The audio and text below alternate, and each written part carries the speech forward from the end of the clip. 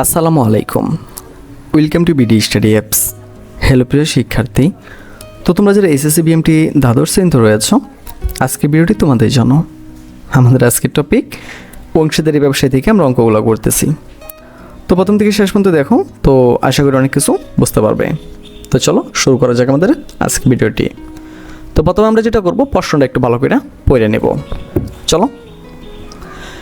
আদিপ ও সাবরিন 2020 সালের 1 জানুয়ারি তারিখে যথাক্রমে 50,000 টাকা ও 60,000 টাকা নিয়ে ব্যবসায় শুরু করছে। তাদের লভ্যাংশ অনুপাত 3:2। তাদের লিখিত চুক্তি হলো লাভ লোকসান ভাগ করার আগে মূলধনের উপর বার্ষিক 5% হারে সুদ এবং সাবরিনকে ব্যবসায় পরিচালনা করার জন্য 3,000 টাকা বেতন দিতে হবে। আচ্ছা, 3,000 টাকা মাসিক দিবে আর কি। মুনাফার আশায় তারা ব্যবসায় হতে এত টাকা এবং এত টাকার উত্তোলন করছে। এখানেও কিন্তু ঝামেলা আছে, উত্তোলনটা কিন্তু কখন করছে কিছু কিন্তু বলছে না। বছর অন্তর লাভ লোকসান হিসাবে দেখা। তো তোমাদেরকে দেখিয়ে দিচ্ছি যে 2025 সালে আমাদের সেশন থেকে কেমন পড়েছিল। তো আমি প্রথমে সেকেন্ড ইয়ারটা দেখিয়ে দিচ্ছি, তো একটু দেখে থাকো। তো আমি তোমাদেরকে প্রথমে একটু দেখিয়ে দিই যে আমাদের সেশনটা কেমন পড়েছিল, ঠিক আছে। আমি প্রথমে ইংলিশটা দিয়ে শুরু করি।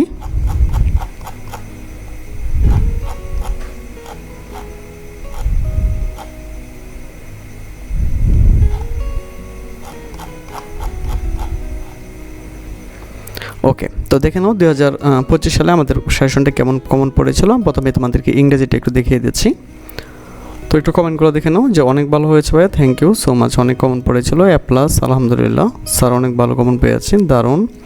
তো এখানে দেখো অনেক কমেন্ট রয়েছে, ঠিক আছে, তোমরা এখান থেকে দেখে নিতে পারো, ঠিক আছে। একটু দেখে নাও যে শুক্রিয়া, আলহামদুলিল্লাহ, অনেক বেশি কমেন্ট পড়েছিল, ঠিক আছে।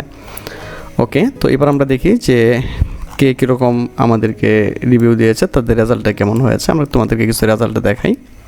তো এখানে কিন্তু তারা এই ক্লাসগুলো করেছিল গত বছর।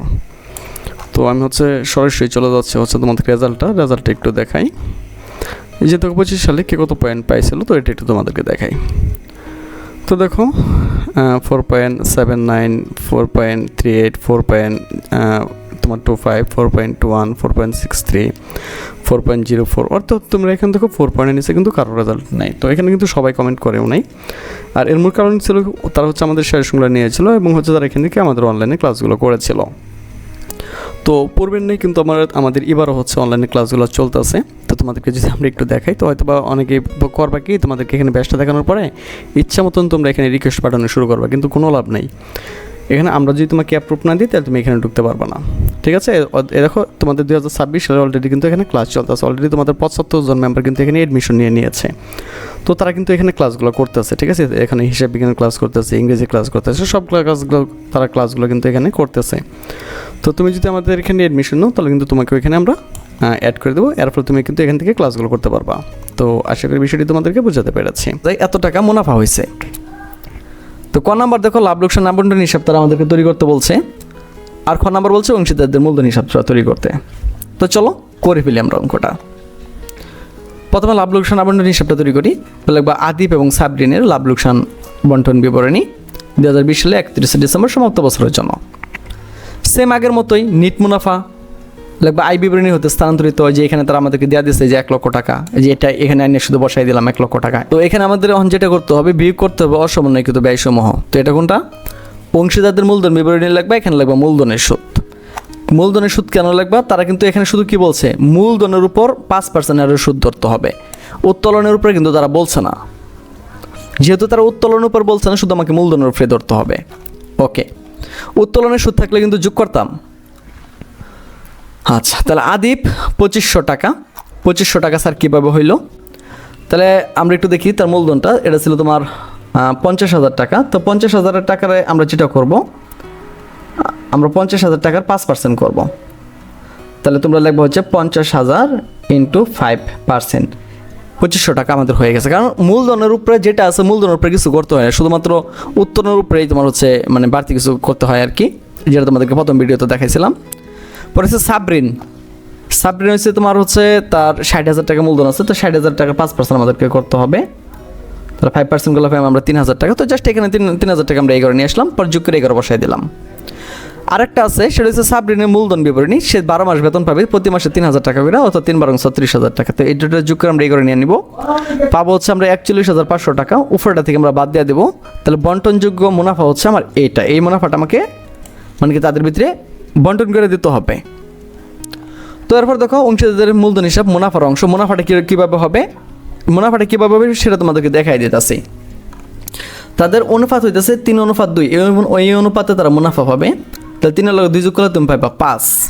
তো তুমি এখানে যেটা করবা, এই যে 58,500 আছে না, 58,500, ওকে, ভাগ দিবা হইতেছে 5 দ্বারা, গুণ দিবা হইতেছে 3 দ্বারা আদিবের ক্ষেত্রে।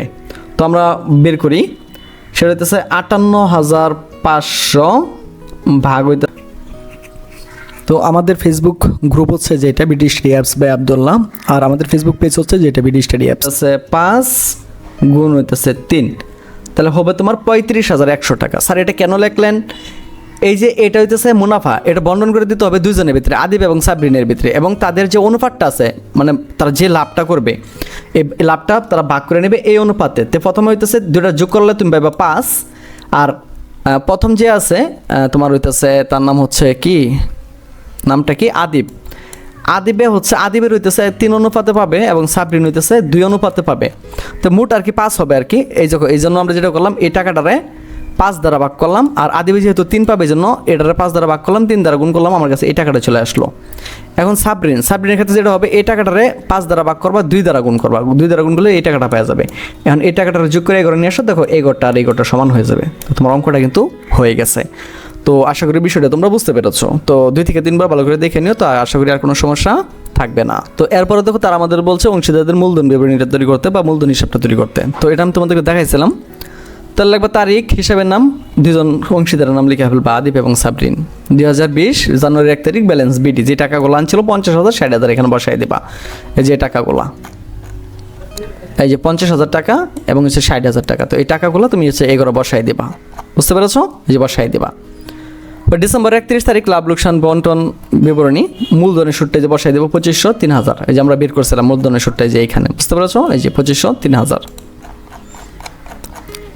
আচ্ছা, এরপরে বেতন তো আদিব পাবে না, তাহলে কে পাবে? সাবরিন পাবে, যে বসাই দিলাম। মুনাফার অংশ না ভাইয়া, মুনাফার অংশ, এই যে মুনাফার অংশগুলো বসাই দিলাম আমরা এই ঘরে। হ্যাঁ, এটা একটু নিচে হইতো, এই যে বসাই দিলাম।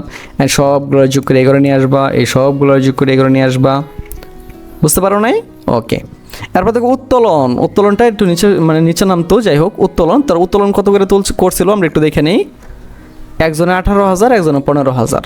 আচ্ছা, এই যে আমরা বসাই দিলাম 18,000, 15,000। এখন তুমি যেটা করো জানো, এই উপরটা থেকে নিচেরটা বাদ দিয়ে দিবা, এই টাকাটা পাই যাবা। এই উপরটা থেকে নিচেটা বাদ দিয়ে দিবা, এই টাকাটা পাই যাবা। এই তো হয়ে গেল অঙ্ক। তো 2 থেকে 3 বার ভালো করে দেখে নিও, তো আশা করি আর কোনো সমস্যা থাকবে না। তো আজকে এখান থেকে বিদায় নিচ্ছি, কথা হচ্ছে আবার একটু নতুন ভিডিওতে। সে বন্ধু সকলে ভালো থাকো, সুস্থ থাকো এবং সাথেই থাকো বিডি স্টাডি অ্যাপসের।